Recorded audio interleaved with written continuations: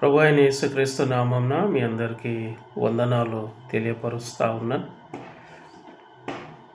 ఈ ఉదయకాలంన దేవుని వాక్యాన్ని మనం చదువుకొని కొంతసేపు మనం ధ్యానం చేసుకుందాం. నిర్గమకాండము 23వ అధ్యాయము 27వ వచనాన్ని చదువుకుందాం. నీ సమస్త శత్రువులు నీ ఎదుట నుండి పారిపోవునట్లు చేసేదను. దేవుడు తన పరిశుద్ధ వాక్యం దీవించును గాక. ఇక్కడ మనం ఆలోచన చేసినట్టయితే నీ శత్రువులను నీ ఎదుట నుండి పారిపోవునట్లు చేసేదను అని దేవుడు ఇక్కడ మోషే గారితో మాట్లాడుతున్నట్టుగా మనం చూస్తూ ఉన్నాం. ప్రియా దేవుని సంగమ, ఈ రోజున ఈ వాక్యం వింటున్న మరి ప్రజలారా, మనందరి జీవితంలో ఏదో ఒక రకమైన శత్రువు ఉంటూనే ఉంటారు.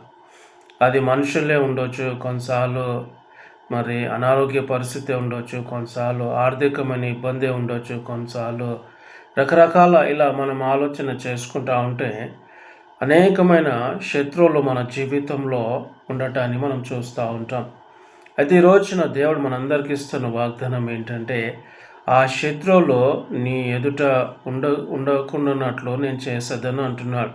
పారిపోఉన్నట్లు చేసేదను అంటా ఉన్నాడు. కాబట్టి ప్రియా ప్రజలారా, మరి ఈ వాక్యం నువ్వు ఎక్కడి నుంచి వింటున్నప్పటికీ కూడా ఈ ఉదయకాలంలో దేవుడు మనతో మాట్లాడుతున్న మాట ఏంటంటే, దేవుడు మన పక్కన ఉంటాడు, మనతో ఉంటాడు, మన పక్షాన యుద్ధము చేస్తాడు అనే విషయాన్ని ఇక్కడ జ్ఞాపకం చేస్తూ ఉన్నాడు. కావున ఈ రోజున ఏ శత్రువును చూసి నువ్వు బాధపడుతున్నావు, ఏ శత్రువును చూసి నువ్వు కృంగిపోతున్నావు, ఏ శత్రువును చూసి నువ్వు అధైర్యపడుతున్నావు తెలియదు. కానీ దేవుడు ఇక్కడ అంటున్న మాట ఏంటంటే, నీ జీవితంలో శత్రువులను లేకుండా నేను చేస్తాను అంటా ఉన్నాడు. కొన్నిసార్లు మనుషుల చేత మనం ఎంతో కృంగిపోతూ ఉంటాం, మనుషుల చేత ఎంతో ఆధైర్యపడుతూ ఉంటాం, మనుషుల చేత ఎంతో మరి ఒత్తిడికి లోనవుతూ ఉంటాం.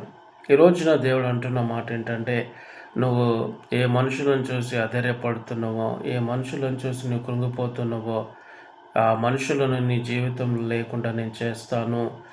లేదా మరి ఏ అనారోగ్య పరిస్థితిని చూసి నువ్వు కృంగిపోతున్నావో, ప్రభా ఎంతకాలము నాకు ఈ వేదన అంటూ దుఃఖపడుతున్నావో, దేవుడు అంటున్నాడు, ఇక నీవు ఆ ఒక అనారోగ్య పరిస్థితుల నుంచి నేను నీకు విడుదల దయచేస్తాను అంటా ఉన్నాడు. లేదా నీ జీవితంలో ఆర్థికమైన ఇబ్బంది ఉండొచ్చు, లేదా మరి ఏదో ఒక రకమైన శత్రువు నీ జీవితంలో ఉండొచ్చు.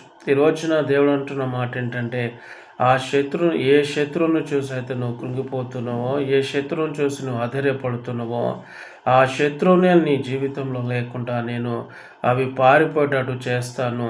గొప్ప విడుదల నీకు ఇస్తాను, గొప్ప ఆదరణ ఇస్తాను, గొప్ప సమాధానము నేను నీకు ఇస్తాను అని ఉదయకాలంలో మాట్లాడుతూ ఉన్నాడు. కావున ఈ మాటలు వింటున్న నీవు ఏ శత్రువు చేత కృంగిపోతూ, ఏ శత్రువు చేత ఆధైర్యపడుతూ వేదనకి గురవుతున్నావు తెలియదు. కానీ దేవుడు నీతోనే మాట్లాడుతున్న మాట ఏంటంటే, నీకు గొప్ప విడుదల నేను ఇస్తాను, నీకు గొప్ప ఆదరణ నేను నీకు ఇస్తాను. కావున భయపడకు మాకు, దిగులు పడమాకు, ఆధైర్యపడమాకు, దేవుడు నీ పక్కన ఉన్నాడని ఒక ధైర్యం, ఒక నిరీక్షణ కలిగి ఉండాల్సిన అవసరం ఉన్నదనే విషయాన్ని జ్ఞాపకం చేస్తూ ఉన్నాడు. కాబట్టి మరి ఉదయకాలంలో నువ్వు ధైర్యంగా ఉండు, విశ్వాసంగా ఉండు, ఆ ప్రభు వైపు చూస్తూ నీ ఆత్మీయ జీవితాన్ని ముందు కొనసాగించు. దేవుడి మాటలు దీవించును గాక. మీ అందరి కోసం నేను ప్రార్థన చేస్తాను. మహాపరిశుద్ధుడు అయిన మా ప్రియ తండ్రి, మీ ఘనమైన శ్రేష్టమైన నామాన్ని బట్టి వందన స్తుతులు స్తోత్రాలు ప్రభా. ఉదయకాలంలో తండ్రి ప్రభా, ఇగోనైనా మీరు ఇచ్చిన వాగ్దానం, మీ శత్రువులు మీ ఎదుట నుండి పారిపోయినట్లు చేస్తుందని సెలవిచ్చిన దేవుడు ప్రభా. ఈ మాటలు ఎంతోమంది అయితే వింటున్నారు నాయన, వారి జీవితంలో ఏ శత్రువు ఉన్నా, అది మనుషులే ఉండొచ్చు, ఆర్థికమైన ఇబ్బంది ఉండొచ్చు, అనారోగ్య పరిస్థితి ఉండొచ్చు ప్రభా.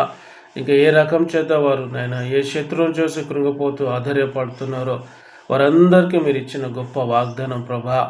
మీ శత్రువులు మీ ఎదుట నుండి పారిపోయేటట్టు నేను చేస్తానని వాగ్దానం ఇచ్చిన నమ్మదగిన దేవుడు ప్రభా. కాబట్టి నీ బిడ్డలందరినీ కూడా మీరు దీవించమని, ఆశీర్వదించమని, ధైర్యంలో స్థిరపరచమని, విశ్వాసంలో స్థిరపరచమని ప్రార్థించుకుంటున్నాం తండ్రి. వారి జీవితంలో నీ గొప్ప ఆదరణ, నెమ్మది దయచేయమని, ఈ వాక్యం చేత వారు ఎంతో ధైర్యపరచబడులాగా నీ కృప చూపించే సహాయం చేయమని, ఈ దినమంతా కూడా ప్రభు వారిని నీ బలిష్టమైన చేతులకు సమర్పిస్తూ ప్రభు అయిన యేసుక్రీస్తు నామం నీ ప్రార్థన అడిగి వేడుకుంటున్నాం తండ్రి. ఆమేన్.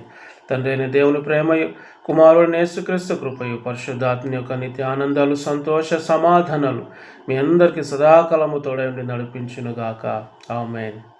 థ్యాంక్ యూ అండి. దేవుని అందరినీ దీవించి ఆశీర్వదించును గాక. ఆమేన్.